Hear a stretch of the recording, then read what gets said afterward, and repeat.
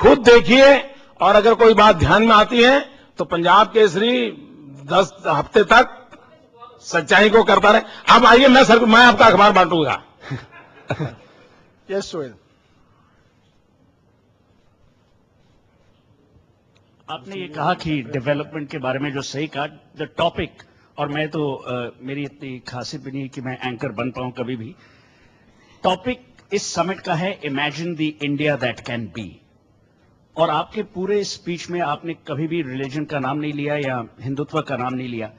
तो क्या हम अब ये कह सकते हैं कि आगे जाके ना भाजपा, ना कांग्रेस, ना कोई भी पार्टी हो, उन्हें सिर्फ डेवलपमेंट पे फोकस करना होगा क्योंकि और कुछ नहीं रेलेवेंट है?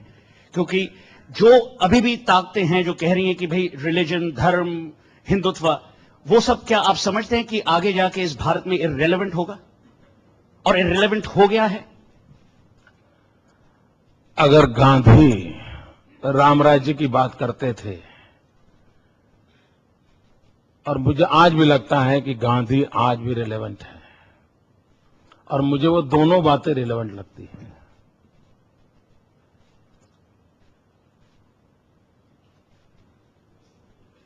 नहीं, you want to define what you think is Ram Rajya. Why don't you define it for us, sir? What is Ram Rajya?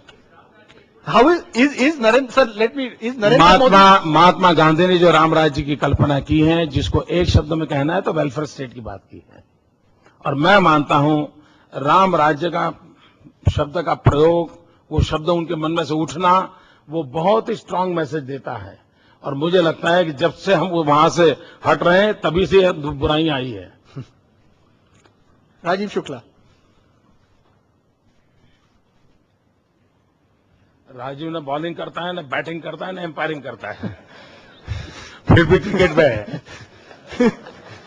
मैंने पूरे भाषण में आज देखा कि मोदी जी का जो थ्रस्ट था वो महात्मा गांधी पे था, सरदार पटेल पे था। जो सबसे बड़ी बात उन्होंने कही कि गांधी की सबसे बड़ी खासियत ही थी कि सबको जोड़ के वो आगे चले और बढ़े, इसीलिए शायद उनका आंदोलन सफल हुआ। तो मोदी जी, आपको नहीं लगता है कि अगर गांधी जी सबको जोड़ के चले, पूरे समाज को, तभी आगे बढ़े? तो गांधी जी से सबक लेके आपको भी पूरा समाज अपने साथ जोड़ना चाहिए। समाज का कोई पक्ष आपसे अलग न हो, और उसके साथ साथ मेरा अपना ये मानना है कि जो विकास है उस बिना पूरे समाज को साथ लिए चल सकता। आज गांधी जी होते तो आपको नहीं लगता कि आपके खिलाफ भूख हड़ताल पे बैठ गए होते? मेरे लिए बहुत बड़े दुख की बात है कि राजीव शुक्ला कांग्रेस में है, उसको गांधी का ज्ञान नहीं है। आपको जो गांधी का वर्णन कर रहे हो, जिस सवाल का आपने आधार बनाया, सुभाष बाबू की घटना को याद कर लीजिए, सुभाष बाबू के प्रकरण को याद कर लीजिए। कौन सा प्रकरण? सुभाष बाबू और गांधी के संबंधों का प्रकरण याद कर लीजिए। नहीं, आप पूरी बात तो आप जो कह रहे हैं सबको जोड़ने वाला, सुभाष बाबू और गांधी का प्रकरण देख लीजिए। नहीं, आप कह रहे हैं कि सुभाष बाबू अलग थे गांधी से। आप अब उस घटनाक्रम को देखिए ना। सुभाष चंद्र बोस के बयान अपने पढ़िए, उन्होंने खुद कहा कि गांधी सबसे ज्यादा। उस घटनाक्रम को देख लीजिए। मैं अपनी कोई कमेंट नहीं करता हूं, मैं आपसे इतनी प्रार्थना करता हूं, आप कांग्रेस के कार्यकर्ता हैं, गांधी के जीवन का कांग्रेस की हिस्ट्री के साथ जुड़ा हुआ ये एक चैप्टर है, उसको आप देख लीजिए ना। नहीं, चैप्टर मैंने भी पढ़ा है। You want to specify what you're trying to say. I think forget the Gandhi Bose incident. नहीं, जो उन्होंने प्रियम्बल रखा था अपने सवाल का, उस प्रियम्बल को मैंने रिस्पॉन्ड किया है। नहीं sir, I think the question समझ में जवाब नहीं आ रहा। What does Gandhi mean for Narendra Modi or for India today? What do you think for Gujarat, India today? मैं आज भी मानता हूं गांधी का जो ग्राम स्वराज का सपना था, आज भी उतना ही मैं रिलेवेंट देख रहा हूं। डेवलपमेंट का, ग्राम स्वराज का, गांधी का, and this is my conviction. मैं आपको एक छोटा सा उदाहरण बताऊं। मैं जब छोटा था तो मेरे गांव में आचार्य विनोबा जी भावे के माध्यम से बहुत कुछ काम चल रहा था। तो एक डॉक्टर द्वारकादास जोशी, अब तो आयु 90 साल हो गई, वो बहुत ही डेडिकेटेड गांधीयन, वो जिनके मुझे बहुत आशीर्वाद मिले मेरे जीवन में। तो डॉक्टर द्वारकादास जोशी ने एक बार कहा था कि पार्लियामेंट का इलेक्शन होता है तो देश को बहुत नुकसान नहीं होता है, असेंबली का इलेक्शन होता है नहीं होता है, लेकिन जब पंचायत का इलेक्शन होता है तो पूरा गांव बिखर जाता है, एक दूसरे को मारने काटने पड़ जाते हैं। क्यों न हम गांव के अंदर यूनानिमस इलेक्शन का माहौल बनाए। एक सपना मैंने बचपन में सुना था। मित्रों, जब मैं मैं मुख्यमंत्री बना 7 अक्टूबर को, 11 अक्टूबर को जयप्रकाश नारायण जी का जन्मदिन था। 2001 की बात करता हूं, और उसी समय मेरे यहां 11,000 पंचायतों के चुनाव ड्यू थे। तो उस दिन मैंने एक स्कीम घोषणा की थी कि जो गांव यूनानिमस से अपना इलेक्शन तय करेगा, गांव मिल करके करेगा, उनको मैं 1 लाख रुपया डेवलपमेंट राशि दूंगा। And I am happy to announce, आज मेरे राज्य में 45% एरिया ऐसे हैं कि जहां पर यूनानिमस इलेक्शन हुए और उसके कारण जो बॉडी बनी है वो बहुमत को नहीं, पूरे गांव को वफादार रहती है। और उसका परिणाम ये हुआ है कि आज गांव के डेवलपमेंट में एक यूनानिमस एनवायरनमेंट क्रिएट हुआ है। अब ये मूलतः गांधी का विचार है, मूलतः गांधी का विचार है। Okay. Yes, Madhu Triyan, yes. Thank you. I am Sunil Gupta. मैं क्वेश्चन सोनिया गांधी से पूछना चाहता था, लेकिन वीर सांघवी ने कहा फेमस नहीं है तो आप नहीं पूछ सकते, खाली फेमस लोग क्वेश्चन पूछ सकते हैं। I really felt very bad.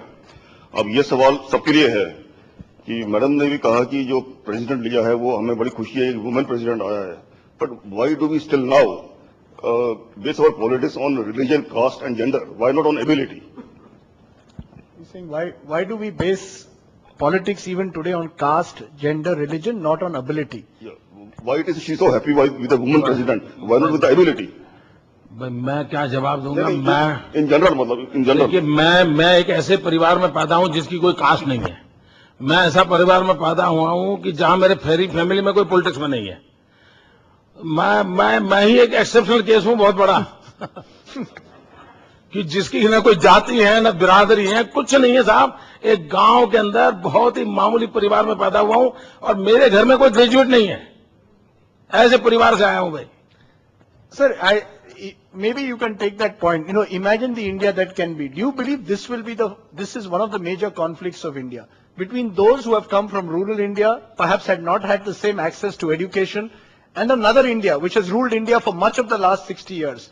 Is that the fundamental tension you see in Indian politics? आप जैसे नेता आ रहे हैं, दूसरे भी नेता हैं जो कई सालों के से रहे हैं, जिनकी फैमिली सरनेम होगी. You see a conflict between those two leaders in the future? देखिए, मैं समझता हूं ये बड़ा एकेडमिक टाइप ऑफ क्वेश्चन है। अब जैसे अरविंद के जीवन को कोई देखें, श्री अरविंद के, तो वो सारे पैरामीटर बैठते हैं कि वो कभी इस देश को प्रेम कर ही नहीं सकते थे। उनकी पढ़ाई लिखाई जीवन, लेकिन वो अरविंद थे जिन्होंने देश के लिए अपने आप को खपा दिया, अपने आप को खपा दिया। इसलिए हम इसको बहुत स्पेसिफिक किसी चौखट में फिट नहीं कर सकते इस बात को। लेकिन ये जरूर है, और ये कहना है कि कोई शहर में पला है, अंग्रेजियत में पला है, तो उसको इस देश के प्रति प्रेम नहीं होगा और कोई लेना देना नहीं होगा, मैं समझता हूं ऐसा आरोप लगाना उचित नहीं होगा। और इसलिए ऐसी विवादास्पद चीजों को पनपाना नहीं, ये अगर हम संयम बरतें तो हम कुल मिलाकर के देश को साथ ले सकते हैं। I only ask this because you often attack the English-speaking media, and you often seem to suggest that we are. पहली बात ये है, ये राजदीप ने दोबारा कहा तो मैं कहता हूं, मैंने आपके खिलाफ कुछ कहा हो, यानी इस मीडिया के संबंध में, आप कोई कोर्ट मेरा ले आइए, मैं जरूर इस बात को पब्लिकली, आप जो कहें वो मैं कहूंगा। मैं उसके कंटेंट के संबंध में जरूर कहा होगा, कंटेंट के संबंध में मैंने कहा होगा। और वो अगर मेरा राइट नहीं है तो फिर तो डेमोक्रेसी की बात करने का आपका अधिकार कैसे बनेगा? Just time for two last questions. Madhu Triyan, one and one more. Yes. And we'll get some this side. Yeah. Yes. इन सारे सवालों में एक बैकग्राउंड म्यूजिक जैसे चल रहा है, all sort of circling around 2002.